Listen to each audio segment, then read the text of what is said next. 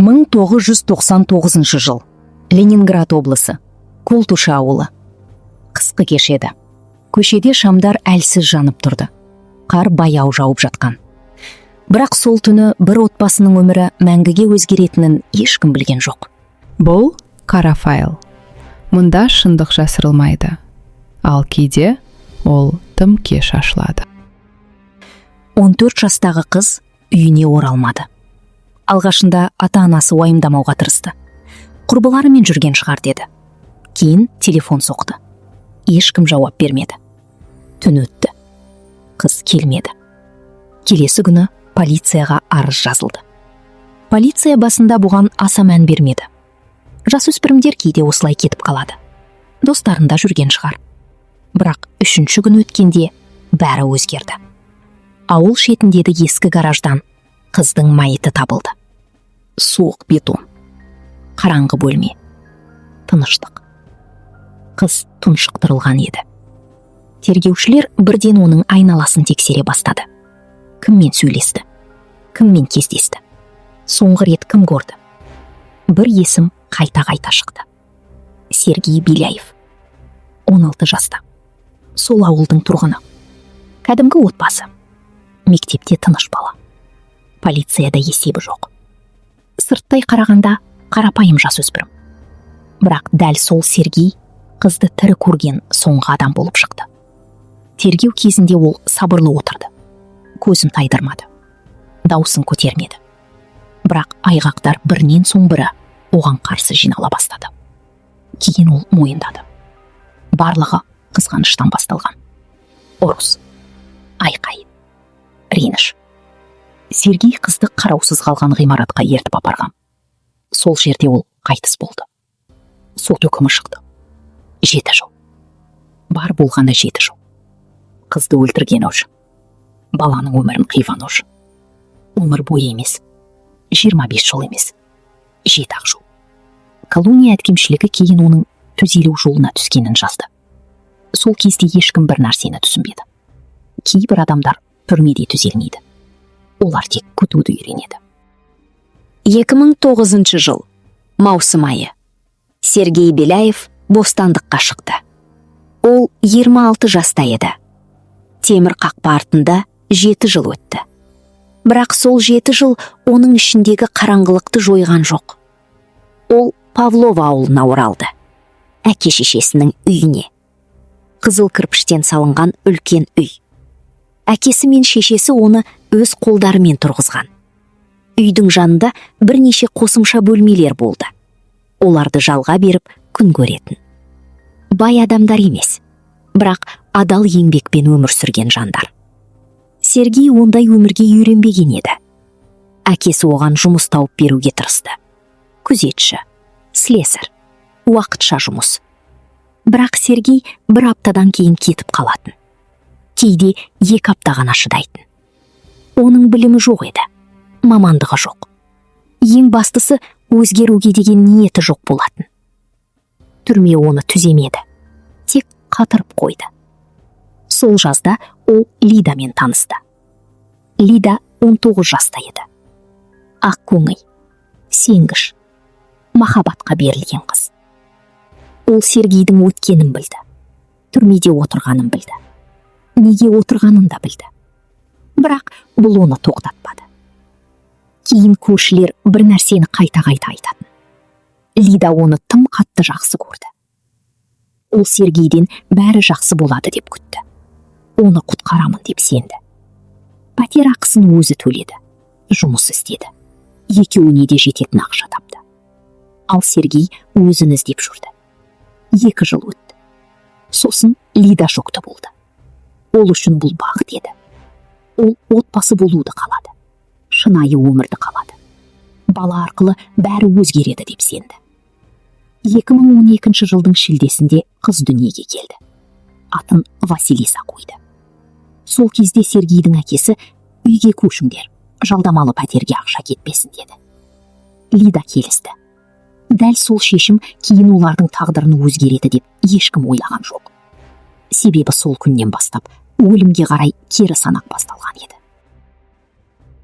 2012 жыл. Қазан айы. Василисаға небәрі 4 ай болған. Лида қызын емізіп жүрген кезде Сергей танысу сайтына тіркелді. 4 ай. 1 жыл емес, 2 жыл емес. Өз қызы туғаннан 4 ай өткен соң. Сол сайтта ол Марианнамен танысты. Марианна одан шәл үлкен еді. Өз жұмысы бар, өз табысы бар. Алдыңғы некеден қызы бар. Өзін қамтамасыз ете алатын әйел. Мүмкін дәл осы Сергейге ұнаған шығар. Өйткені оның өзінде ештеңе жоқ еді. Көп ұзамай Сергей Лидаға: "Бізді енді ештеңе байланыстырмайды. Мен басқа әйелді сүйемін" деді. Лида кетпеді. Өйткені баратын жері болмады.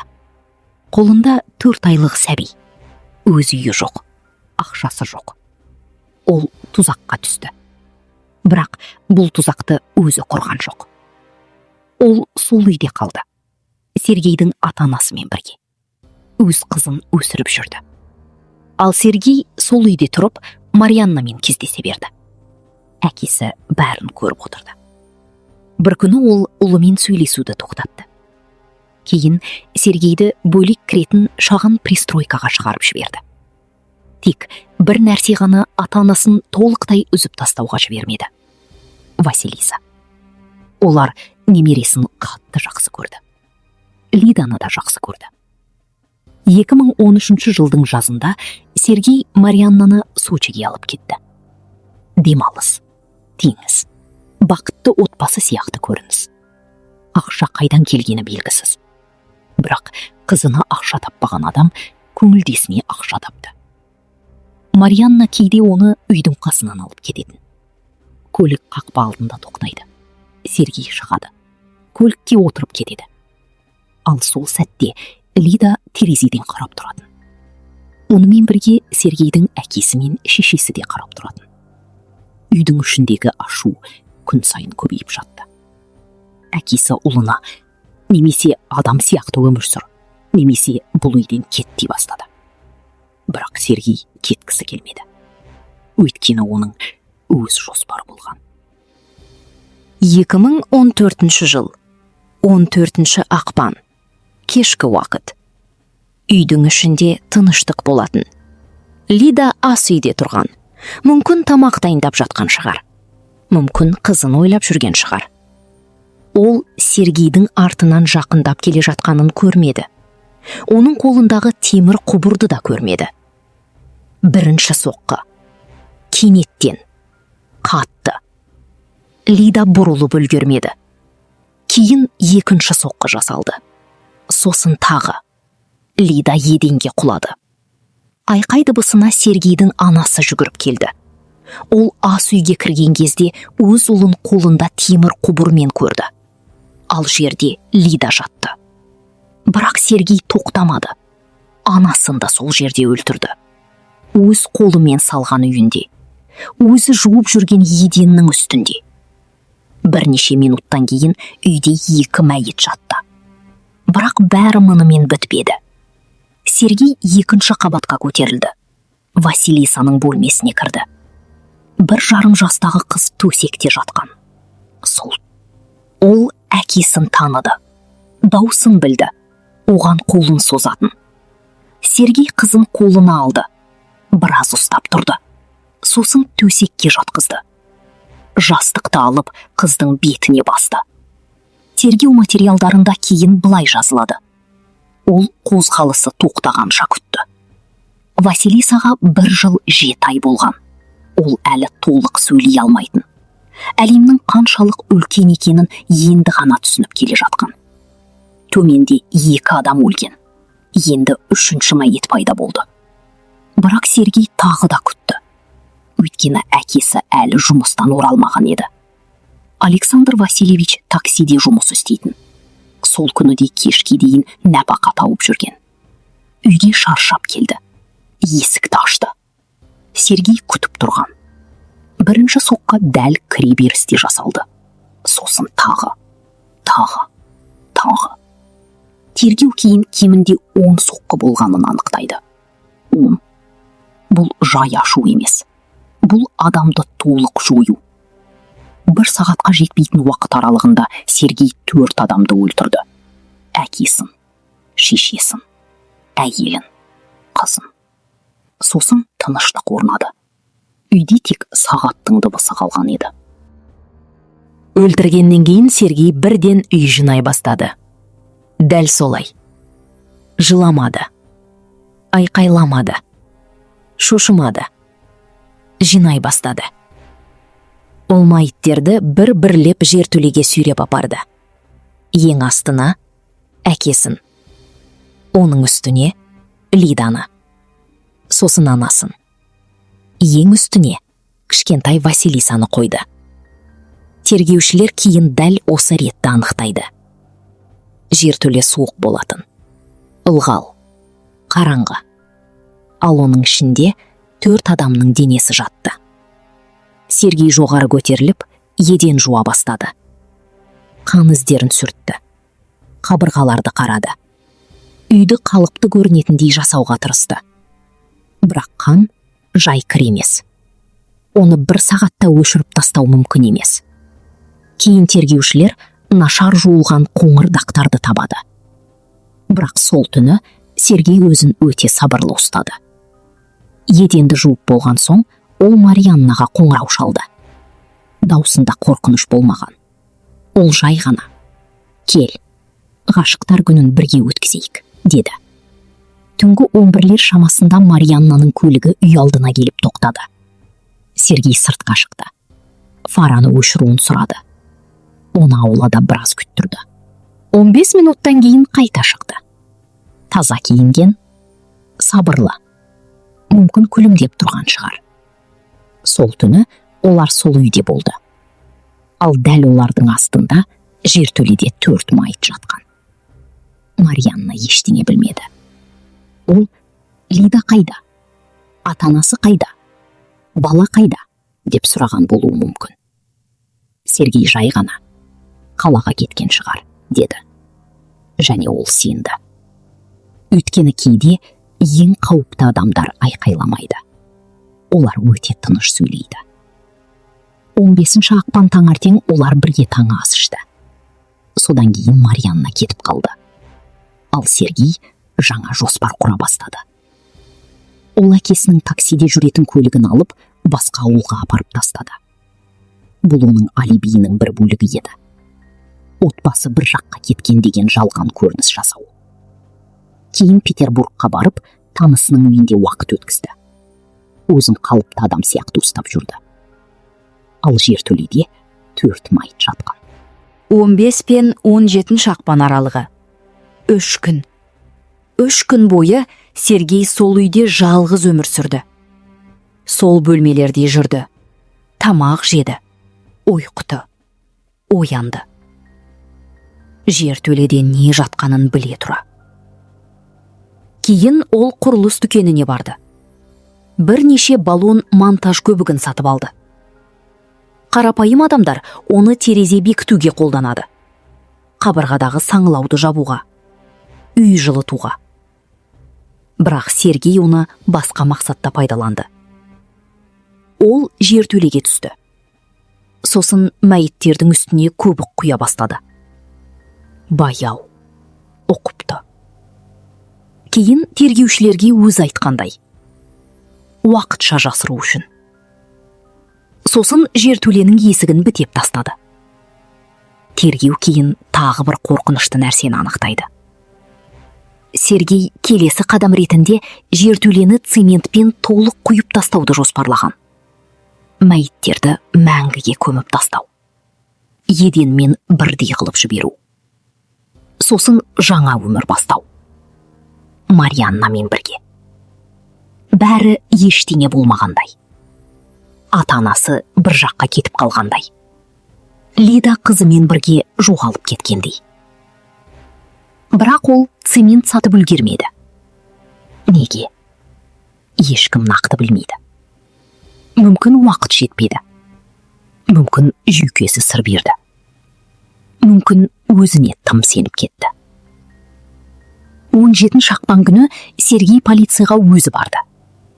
Ол отбасым жоғалып кетті деп арыз жазды. Дауысы тыныш еді. Көзіне тіке қарады. Ол өтірікті алдын ала дайындап қойған. 15 ақпанда ата-анам Лиданы және Василисаны Гатчинаға апармақ болған. Содан бері хабар жоқ. Полиция жазып алды. Бірақ дәл сол сәтте Сергейдің бүкіл жоспары құлай бастады. Полиция Павловадағы қызыл кірпіш үйге келгенде, көршілер көшеге шығып қойған еді. Кішкентай ауылда мұндай нәрсе тез байқалады. 3 күн бойы үйден ешкім шықпайды. Бала дауысы естілмейді. Такси көлігі жоқ. Адамдар бір нәрсе дұрыс емес екенін сезген. Көршілер Беляевтардың отбасы туралы жақсы сөйлейтін. Әкесі еңбекқор еді. Анасы өте жақсы адам болатын. Лида тыныш, тәрбиелі қыз еді. Василисаны бәрі жақсы көретін. Ал Сергей туралы сөйлегенде адамдардың дауысы өзгеретін. Тергеушілер үйді тексере бастады. Бірінші күдік тудырған нәрсе баланың заттары болды. Киімдер, ойыншықтар, бала таситын сөмке. 1,5 жастағы баласы бар ана еш қайда бұларсыз кетпейді. Демек, олар өз еркімен шықпаған. Сосын тергеушілер иісті сезді. Үйдің ішінде бір түрлі ауыр иіс тұрды. Еденде нашар жуылған қоңыр дақтар байқалды. Із жертөле есігіне апаратын. Бірақ есік ашылмады. Монтаж кубогымен бітелген. Сол сәтте тергеушілер бәрін түсінді. Есікті бұзып ашты. Ар жағында 4 мәйіт жатты. Бірінің үстіне бірі қойылған. Дәл Сергей өлтірген ретпен. Үнсіздік орнады. Тіпті тәжірибелі оперативниктердің өзі қатып қалған. Сол сәтте бөлімшеде Сергей әлі де жоғалған отбасы туралы айтып отырған. Бір полицейға телефон келді. Ол тыңдап тұрды. Сергей оның жүзіндегі өзгерісті байқап қалды. Және бірден маған адвокат керек деді. Ол не болды? Отбасым қайда? Не таптыңдар деп сұрамады. Жоқ. Бірден адвокат сұрады. Сол сәтте оның ойыны аяқталды. Сергейді дәл сол бөлімшеде ұстап кетті.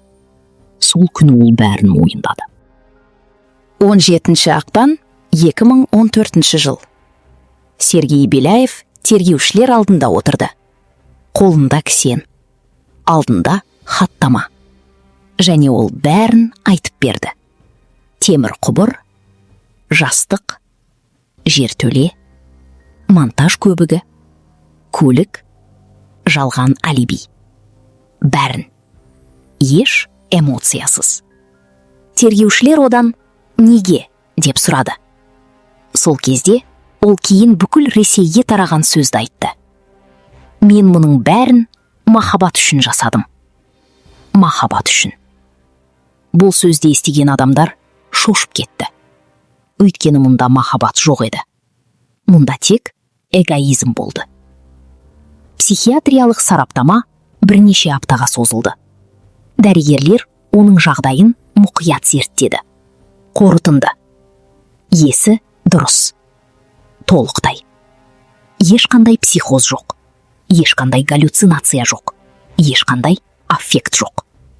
Сарапшылар тек бір нәрсені атап өтті. Өте жоғары эгоцентризм. Өзін бәрінен жоғары көру. Эмпатияның болмауы. Қарапайым тілмен айтқанда, өзінен басқа ешкімді маңызды санамаған. Ол адамдарды адам ретінде емес, кедергі немесе құрал ретінде қабылдаған. Лида керек болды, пайдаланды. Кедергі болды, өлтірді. Ата-анасы ақшамен үй беріп тұрды, керек болды. Қысым көрсете бастады, жойды. Ал Василиса, ол небәрі 1,5 жаста еді. Бірақ Сергей үшін ол өткен өмірмен байланыс болатын. Сондықтан ол да артық болып қалды. Тергеу 1 жылға жетпей аяқталды. 2015 жылдың 3 маусымы. Всеволожск қалалық соты. Сот залында Сергей өте тыныш тұрды. Куәгерлердің айтуынша, ол қорыққан адамға ұқсамаған. Судья, өмір бойына бас бостандығынан айыру дегенде де Ол өзгермейді, басын түсірмейді, жыламады, кешірім сұрамады, тек тыңдап тұрды. Сол сәтте көп адам бір нәрсені түсінді. Кейбір адамдар үшін адам өмірінің еш құны болмайды. Бүгінде Павловодағы қызыл кірпіш үй әлі де тұр. Ішінде кім тұратыны белгісіз. Мүмкін бос шығар, мүмкін сатылып кеткен шығар. Бірақ сол үйдің жертөлесінде болған нәрсе ешқашан ұмытылмайды. Александр Васильевич зейнетке жете алмады. Ол соңғы күніне дейін таксиде жұмыс істеді. Отбасын асырады. Ұлын да сүйреп жүрді. Сергейдің анасы Василисаны ерекше жақсы көрді. Көршілер немересі туралы айтқанда жүзі жарқырап кететін дейтін. Лида. Ол небәрі 23 жаста еді. 23. Көп адам ол жаста өмірін енді бастап жатады. Ал ол махаббат деп сенген адамның қолынан қаза тапты. Василиса 1 жыл 7 ай ғана өмір сүрді. Ол әлі толық сөйлей алмайтын. Мектепті көрмеді. 1 қыркүйекті көрмеді. Өсіп үлгермеді. Ал Сергей тірі. Ол ерекше режимдегі колонияда отыр. Ресей заңына сәйкес, өмір бойына сотталған адам 25 жылдан кейін шартты түрде босауға өтініш бере алады. Тек өтініш. Бұл босайды деген сөз емес. Бірақ мүмкіндік 0 емес. 2040 жылы Сергей Беляев 57 жасқа толады. Міне, бұл істің ең қорқынышты бөлігі де осы.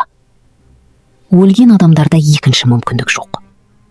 Ал оларды өлтірген адамда заң бойынша сондай мүмкіндік бар. Кейін психологтар бұл істі ұзақ зерттеді. Өйткені мұнда бәрі қатар келді. Ұл, әке, күйеу, ғашық және суыққанды өлтіруші. 1 жыл бойы отбасының қасында өмір сүріп, ішінде оларды әлдеқашан өлі деп қабылдаған адам. Еден жуып болған соң көңілдесіне хабарласқан адам. 3 күн бойы мәйіттердің үстінде өмір сүрген адам. Сосын полицияға өзі барып, отбасым жоғалып кетті деген адам.